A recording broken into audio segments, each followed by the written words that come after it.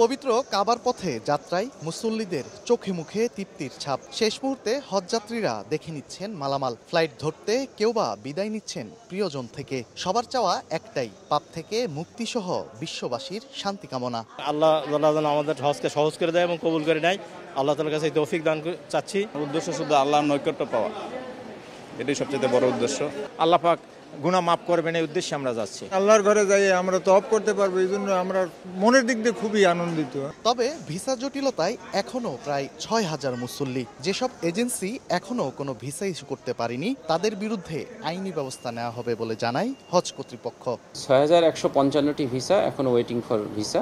আমরা যে কয়টি বিষয় খুব বেশি গুরুত্বের সাথে দেখছি, যে সকল এজেন্সি ভিসা এখনো পর্যন্ত তারা ভিসার ব্যাপারে তৎপর হননি, ইতিমধ্যে ধর্ম বিষয় মন্ত্রণালয় থেকে তাদেরকে শোকজ করা হয়েছে এবং আজকে ১৫ তারিখের মধ্যে তাদের শোকজে জবাব দিতে বলা হয়েছে এবং ভিসার ব্যাপারে জরুরি ভিত্তিতে পদক্ষেপ নিতে বলা হয়েছে। এদিকে হজযাত্রীদের কাছ থেকে কোরবানির টাকা না নিতে এজেন্সিগুলোকে সতর্ক করা হয়েছে। একই সঙ্গে হজযাত্রীদের মাধ্যমে জর্দার কার্টুন না পাঠাতে হুঁশিয়ারি করা হয়েছে। কোনো হজযাত্রীর কোরবানির কোনো অর্থ নিতে পারবে না। আমরা হজ ক্যাম্পে ডরমিটরিতে প্রত্যেকটা এজেন্সির কিন্তু আইডেন্টিফাই করছি, আমাদের এজেন্সি ওয়াইজ এবং ফ্লাইট ওয়াইজ ডরমিটরি নাম্বার দেওয়া আছে।